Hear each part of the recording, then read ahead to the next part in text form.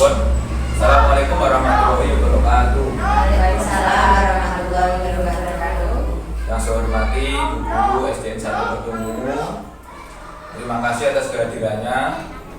Untuk pertemuan kali ini saya akan menyebarkan pemahaman dan penerapan budaya positif di SDN 1 Kedungunu.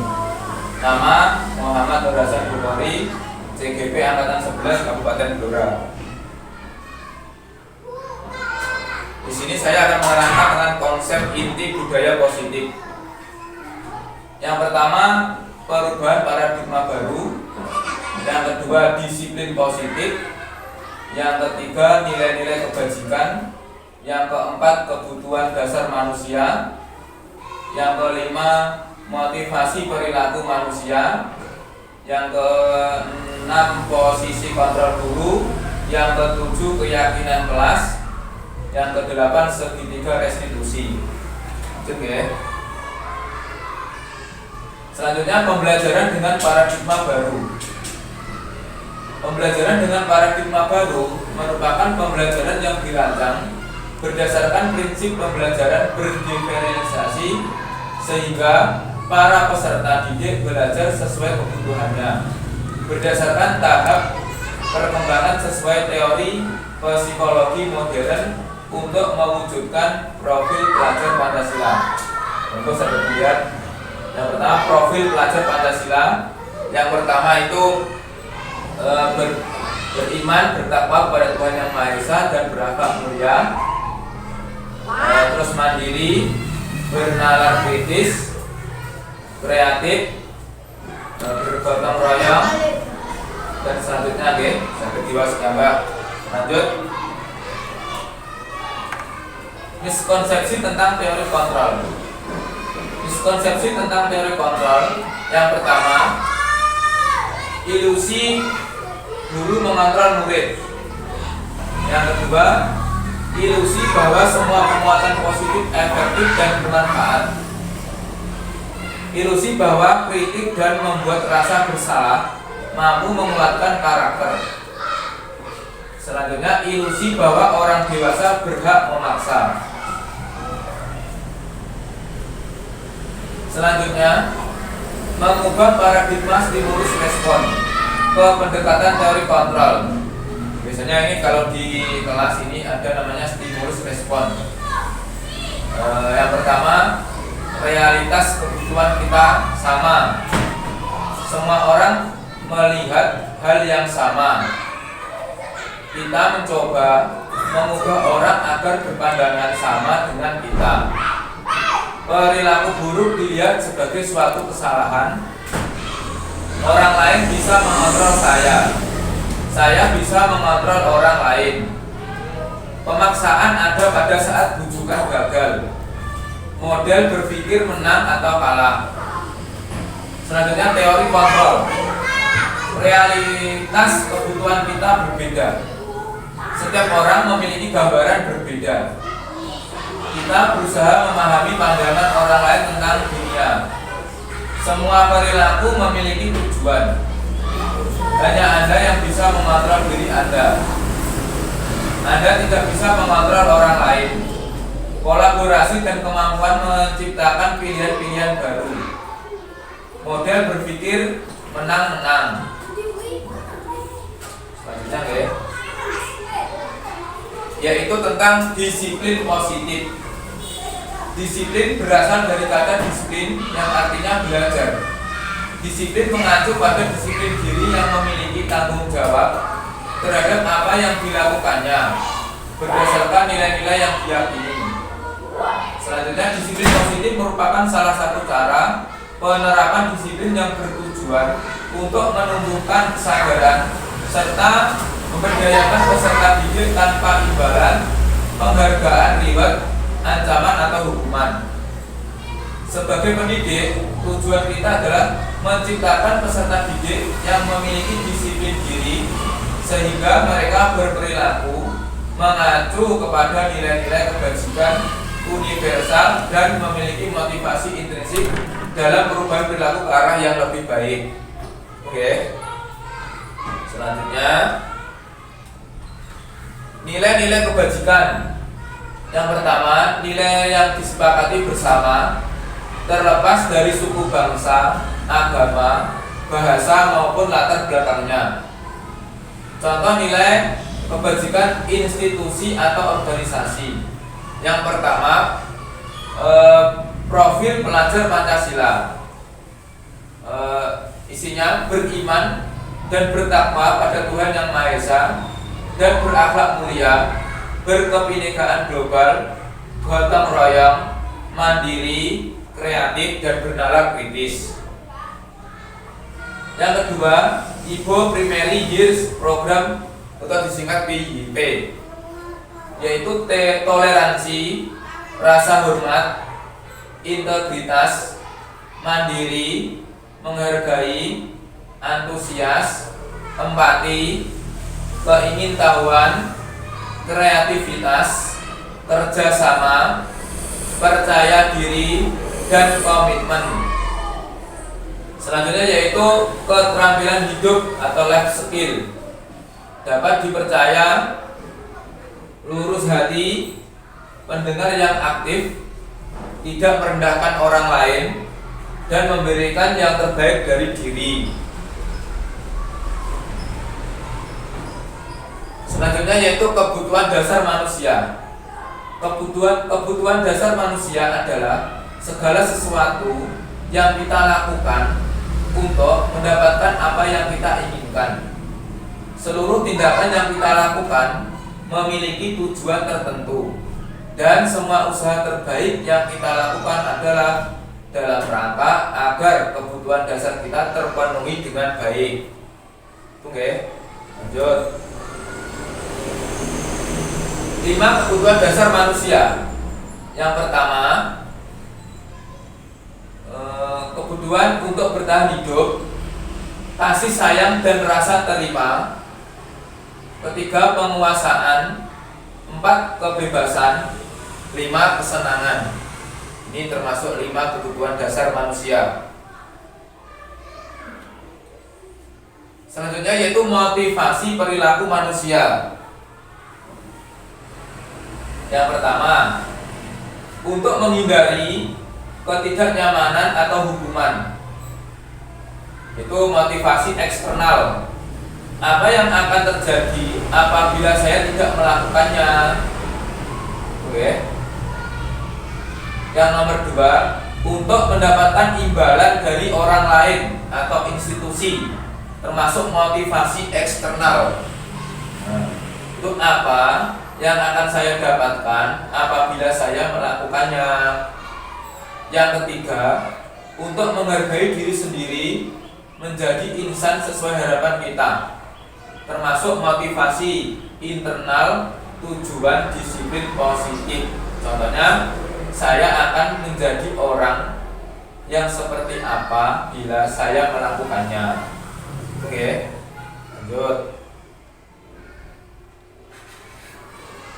Ini contoh hukuman, konsekuensi, restitusi. Jadi ini ada perbedaannya, Bu.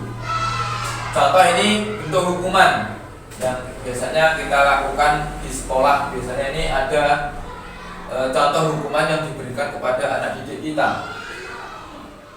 Yang pertama, tidak terencana atau tiba-tiba. Yang kedua, murid tidak tahu apa yang akan terjadi atau tidak dilibatkan. Yang ketiga, bersifat satu arah. Yang keempat, berupa hukuman fisik atau psikis. Ya, biasanya ini kita lakukan di kelas masing-masing. Misalnya kalau terjadi permasalahan terhadap anak didik kita, biasanya kita itu spontanitas melakukan hukuman seperti ini ya. Yang kedua, konsekuensi. Artinya konsekuensi itu adalah yang pertama, terencana atau disepakati sesuai peraturan. Biasanya kalau kita membuat kesepakatan kelas, nah itu pasti ada konsekuensi yang diterima anak didik kita. Yang kedua, murid tetap dibuat tidak nyaman. Nah ini tidak dihukum tapi dibuat tidak nyaman.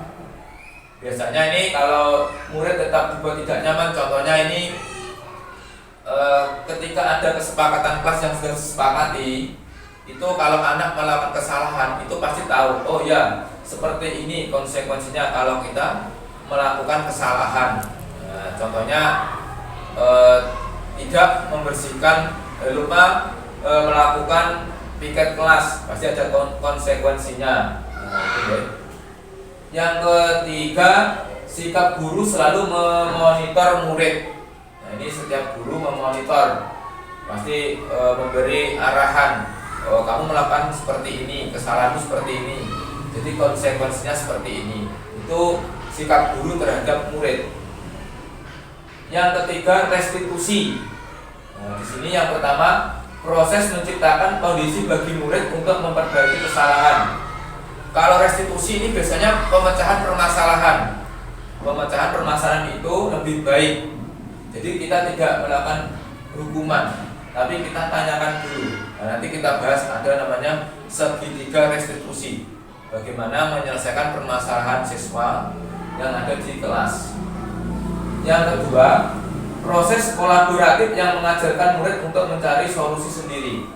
Jadi di sini kolaborasinya yaitu antara guru dan siswa. Bagaimana memecahkan masalah dan mencari solusi sendiri. Oke. Lanjut. 5 posisi kontrol guru.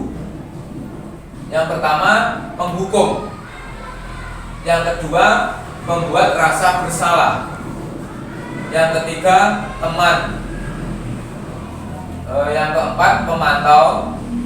Yang terakhir, manajer. Jenengan dosen saya yang itu yang baik. Menghukum, membuat rasa bersalah, teman, pemantau atau manajer. Teman. Nah, nanti kita buka ya ke slide yang selanjutnya ya. Teman. Enggak apa-apa. Hanya tanya saya. Gitu. Contoh penerapan 5 posisi kontrol guru. Kasus yang pertama, siswa tidak memakai atribut lengkap saat upacara bendera. Yang pertama ini adalah penghukum. Jadi siswa ini karena tidak memakai atribut lengkap, siswa ini dihukum. Hukumannya apa? Hormat pada bendera selama 1 jam. Kira-kira baik atau tidak ini? Kurang baik ya, karena sifatnya menghukum.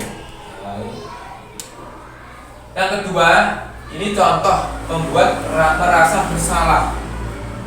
Itu contohnya, berapa kali bapak atau ibu harus memberitahu kamu selalu saja mengecewakan bapak atau ibu. Kira-kira kalau jawaban bapak ibu guru seperti ini kira-kira bagus atau tidak? Ya tidak ya. Apa bu? Ya berhubungan dengan mental anak. Ya. Lanjut. Yaitu sebagai teman. Contohnya, ayo dong ikuti aturan sekolah. Tolong bantu ibu atau bapak yang ya sekali ini. Ya sudah tidak apa-apa. Lain kali jangan sampai berbuat seperti ini lagi ya. Ini contoh kalau posisi kita sebagai teman. Oke. Bisa dilihat sendiri contohnya ya. Yang keempat sebagai pemantau. Contohnya, kamu sudah melanggar peraturan sekolah. Kamu tahu konsekuensinya. Setelah upacara, kamu beli atributnya ke koperasi dan jangan diulangi lagi. Ini kalau sebagai pemantau. Pemantau itu berarti guru itu hanya memantau dan memberi arahan. Nah ini seperti ini. Jadi kalau ada siswa itu kalau atributnya saat upacara kurang lengkap, nah ini pemantau seperti itu. Bahasanya seperti itu. Nah, jadi anak itu disuruh membeli atribut sendiri. Gitu. Ini posisi 5 posisi kontrol yang terakhir sebagai manajer. Contohnya, apakah kamu tahu kesalahanmu? Kira-kira bagaimana kamu memperbaiki kesalahanmu? Ini kalau kita sebagai manajer. Nah, dari 5 posisi kontrol tadi bisa kita lihat dan kita pelajari Mana yang lebih baik ini? Bapak Ibu. Ya 100. Sekarang tahu ya? Jadi 5 posisi kontrol guru yang paling baik itu adalah sebagai manajer. Oke? Apakah kamu tahu kesalahanmu? Kira-kira bagaimana kamu memperbaiki kesalahanmu? Oke? Ini posisi 5 kontrol itu yang paling baik adalah sebagai manajer. Oke? Lanjut ya. Nah, lanjutnya adalah posisi kontrol apakah aku? Nah, itu jawabannya. Kamu tidak pernah benar melakukannya. Jawabannya oke. Lanjut.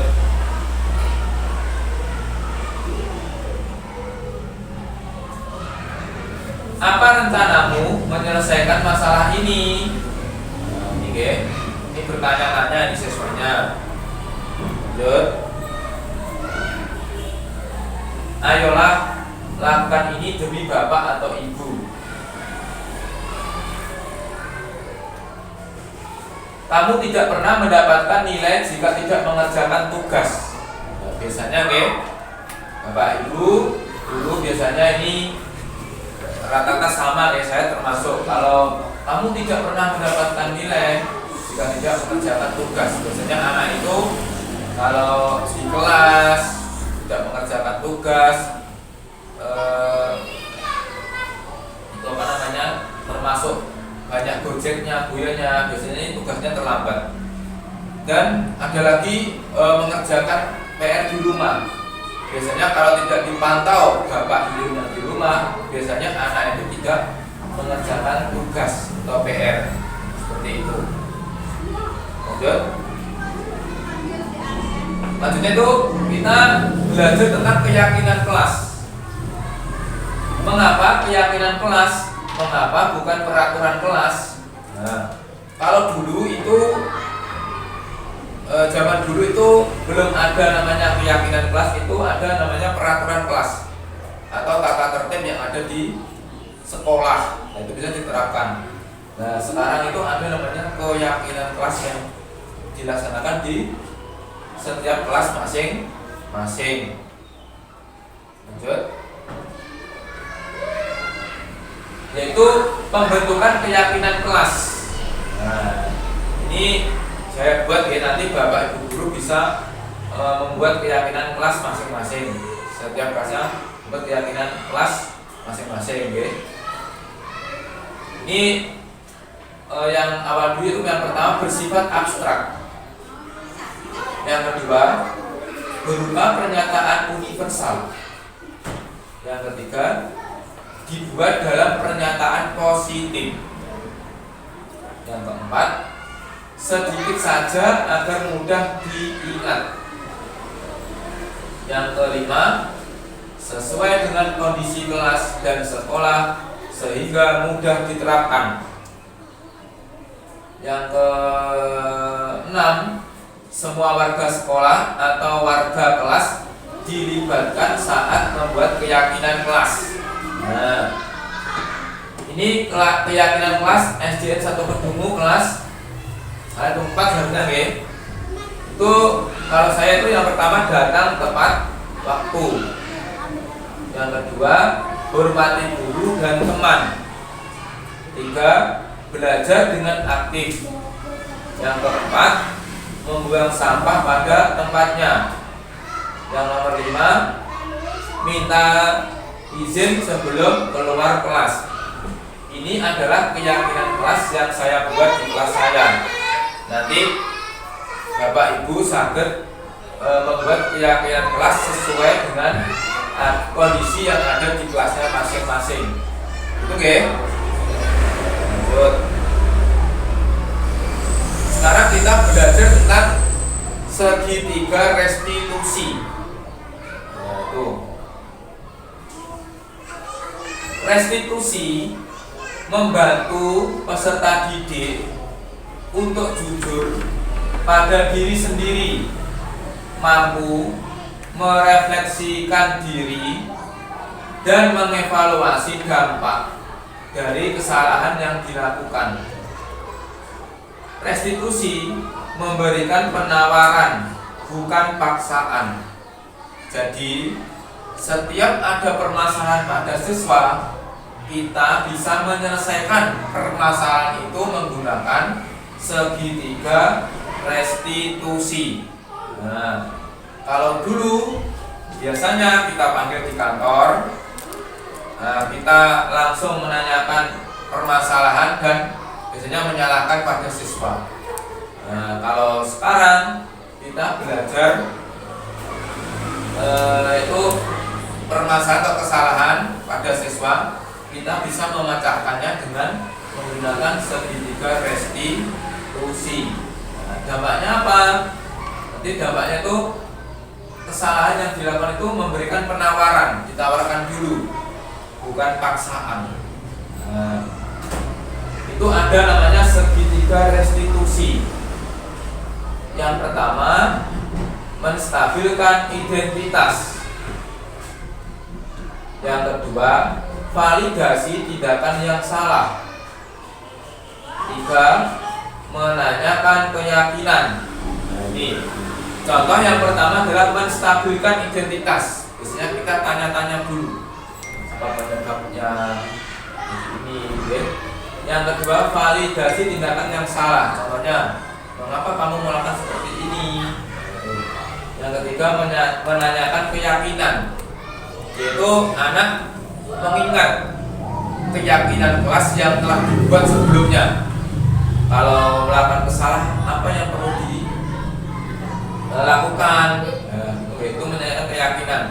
Contohnya, anak bertengkar, pasti dulu ada kesepakatan kelas yang diyakini. Contohnya, harus saling menghargai, harus saling menghormati. Nah, ini contoh keyakinan kelas. Karena keyakinan kelas itu dibuat sebelum dibuat pada waktu ada kesepakatan kelas. Kesepakatan kelas baru kita yakinkan, seperti itu. Lanjut. Nah, ini contoh menstabilkan identitas, yaitu berdasarkan prinsip membuat kesalahan adalah bagian dalam proses pembelajaran. Ini contoh menstabilkan identitas. Nanti saya hanya gambaran, kalau ini sudah lengkap ini, guys. Contohnya yang pertama, berbuat salah itu tidak apa-apa. Nah, biasanya anak diberitahu seperti itu kalau melakukan kesalahan. Berbuat salah itu tidak apa-apa. Jadi tidak langsung kita menjustis kamu salah seperti ini, tidak. Jadi kita tanyakan seperti itu, berbuat salah itu tidak apa-apa. Karena setiap manusia wajar, betul. Karena setiap manusia itu tidak sempurna, wajar melakukan kesalahan. Yang ketiga, saya juga pernah melakukan kesalahan seperti itu. Nah, jadi kita posisinya sama, pernah melakukan kesalahan seperti apa anak yang dilakukan.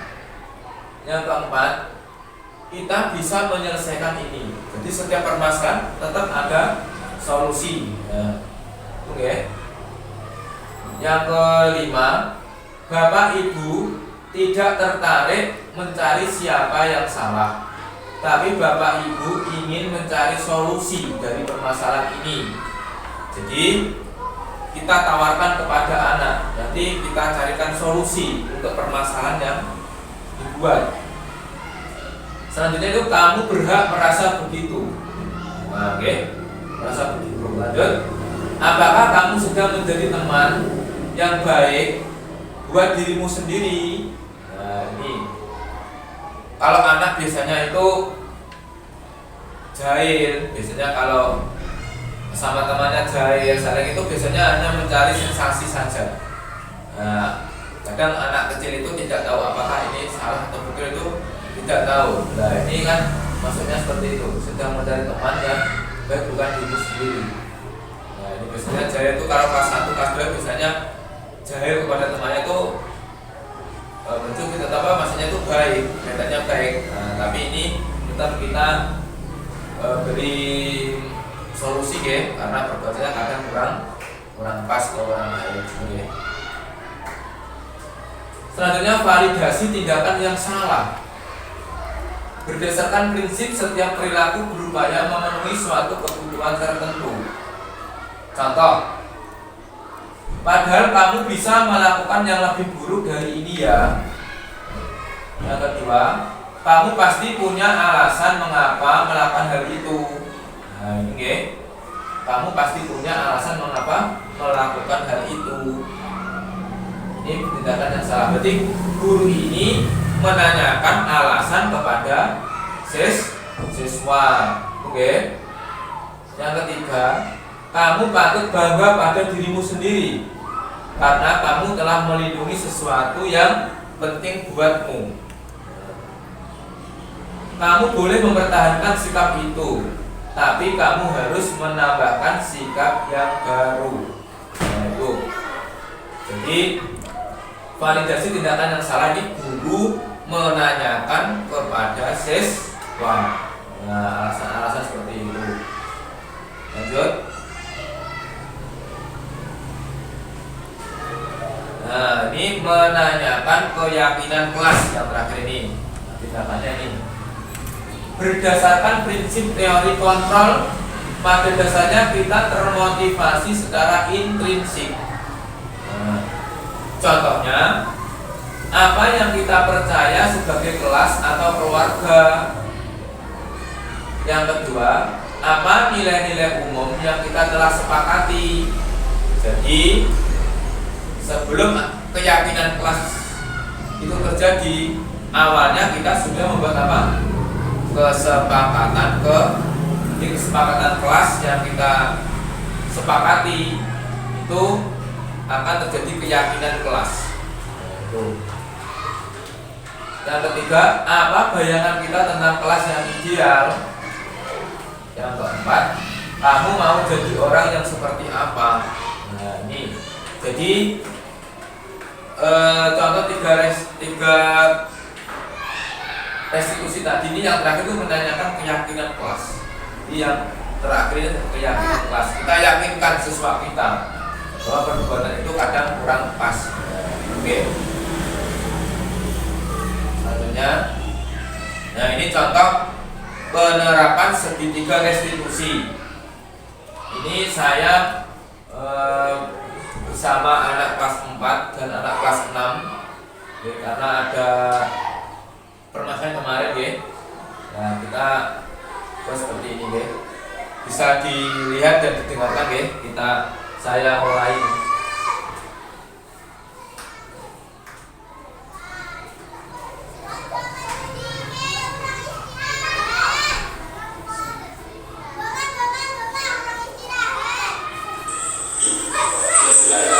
Ini contoh penerapan segitiga restitusi. Menstabilkan identitas.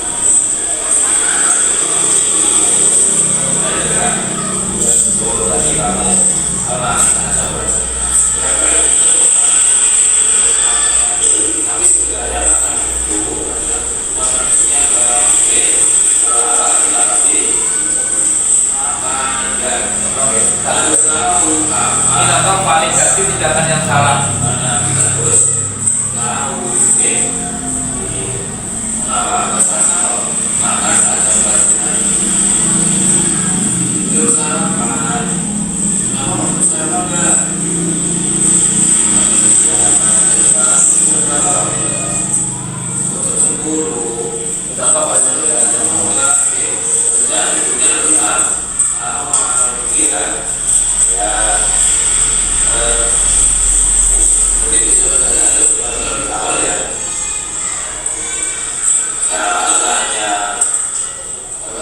Ini yang terakhir menanyakan keyakinan kelas.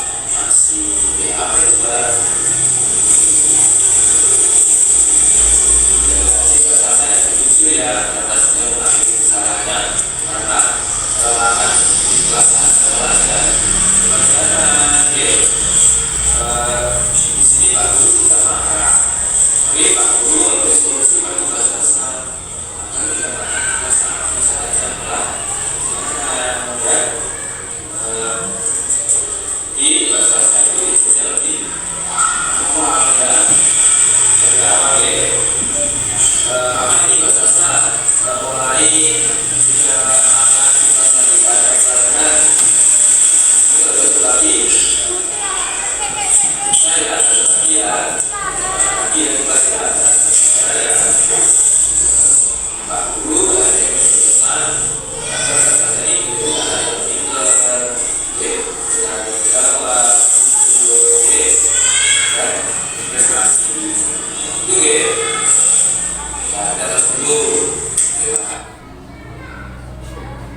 contoh penerapan segitiga restitusi di kelas saya.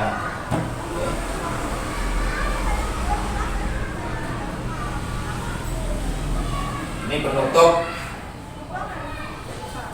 Dalam penerapan program disiplin positif, hendaknya guru memiliki standar kepribadian profesional dan sosial yang baik, di mana guru mampu merefleksikan dirinya dalam posisi kontrol saat ini.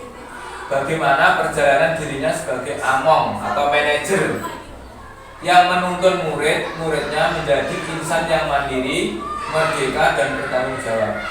Nah, di sini program disiplin positif yang ada di sekolah itu yang pertama adalah merefleksikan dirinya sebagai posisi kontrol. Jadi ada berapa posisi kontrol? 5, ya, ada 5 posisi kontrol. Oke.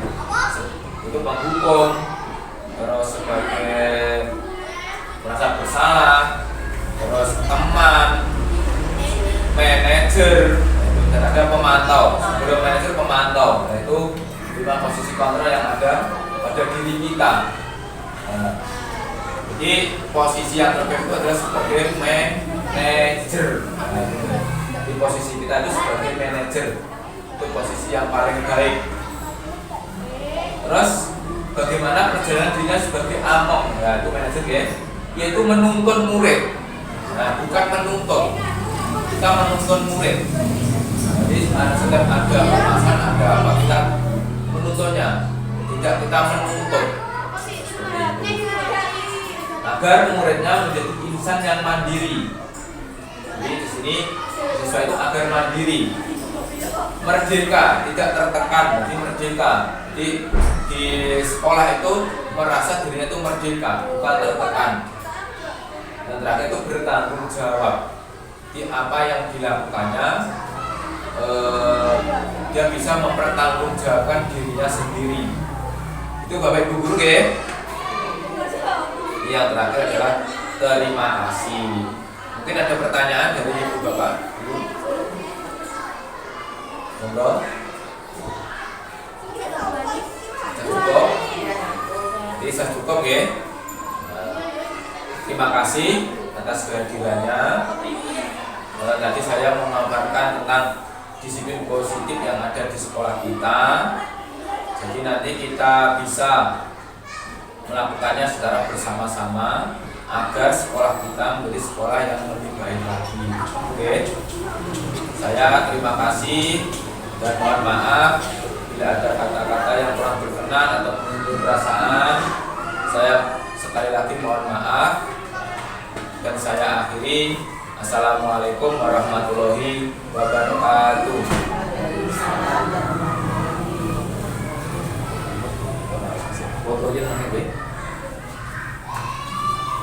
Foto sih Bu, duduk Bu.